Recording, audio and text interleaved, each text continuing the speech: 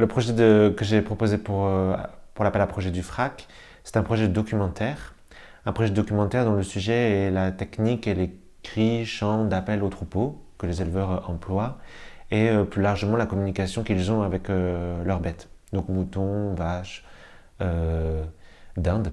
À la base, je ne savais pas si ce serait un documentaire. C'est une idée qui m'est plutôt venue au moment de l'appel à projet. Au début, c'était plutôt des recherches personnelles que j'avais commencé à faire quand je travaillais à ce moment-là dans un élevage en Corrèze, de veaux sous la mer, de veaux de lait.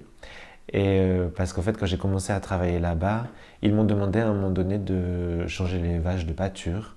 Et je sais qu'eux, ils les appelaient en patois. Je comprenais ce que ça voulait dire, mais je ne parle pas patois, donc ça me gênait un peu. Et vu qu'elles ne me connaissaient pas, j'ai tenté tout ce qui était possible et imaginable pour les appeler. Et ça a marché au bout d'une heure. En fait, j'avais toujours cette veste bleue là. Et au fur et à mesure, après les vaches ont commencé à me connaître, elles comprenaient que c'était pour changer de près, tout simplement. Et en fait, à ce moment-là, c'était un moment donné où j'avais pas trop d'idées dans mon travail. Mais je me suis dit, c'est marrant, je pense qu'il existe un truc. Je ne sais pas s'il y a des techniques en particulier, mais sûrement qu'il existe peut-être des sons en particulier, des mots. Dès qu'ils naissent, nos veaux, dès qu'ils naissent, dès qu'ils sont tout petits, on s'en occupe beaucoup et on leur parle beaucoup. Ne serait-ce que rien que rentrer dans le box et les emmener à leur mère, ça, il y a déjà un contact. Donc dès leur plus jeune âge, ils sont habitués à l'être humain et ils sont habitués au son de notre voix. Je suis sûr qu'ils sont capables d'enregistrer quelques mots et de les reconnaître. C'est pour ça que j'utilise souvent les mêmes mots. Même pour les faire venir, c'est tout simple, je leur dis venez. J'ai commencé mes recherches à ce moment-là, à lire des livres aussi, pas loin de là où je travaillais. Dans un village à côté, il y avait une paysanne poétesse qui vivait, que le vieil oncle avec qui je m'occupais des veaux de lait connaissait. Et donc elle se levait tard parce qu'elle écrivait toute la nuit et tout. Qui était plutôt connue, qui a édité des ouvrages à la fois en patois, à la fois en français. Et au fur et à mesure, les recherches sont faites.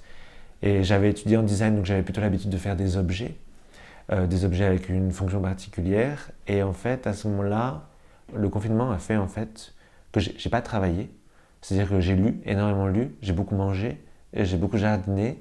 Mais à ce moment-là, je me suis posé des questions sur ma pratique et sur ce que moi je voulais dans mon travail. Et je me suis dit, bon, le son m'intéresse. Là, c'est une histoire de son, c'est une histoire de voix.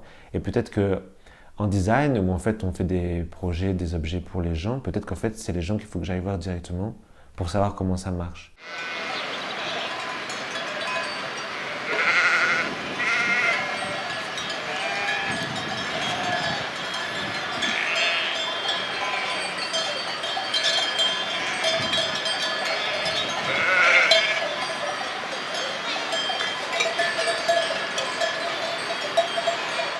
Et au fur et à mesure, en fait, de mes recherches, je me suis rendu compte que c'était principalement du patois, que parfois des gens appelaient en patois les vaches, même s'ils ne le parlaient pas eux-mêmes, parce que c'était ancré, qu'ils avaient entendu leurs parents, leurs grands-parents le faire, et qu'il y avait des histoires de sons, effectivement, mais pas pour tout le monde. C'est-à-dire qu'il y a des gens qui me parlent plutôt du fait que c'est une histoire de posture et de confiance établie entre les bêtes et eux, les éleveurs.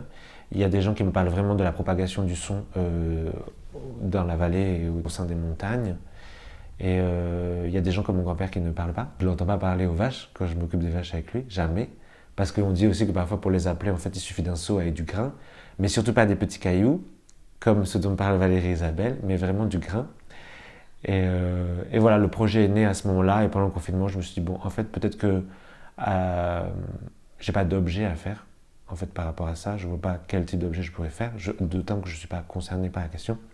Je vais plutôt faire un documentaire pour recenser, parce qu'en fait, la parole des gens m'intéresse, et j'ai envie qu'elle me raconte ce genre d'histoire, et les histoires en fait qui m'intéressent, réelles ou imaginaires, c'est les histoires qui m'intéressent pour tous les projets que je peux faire.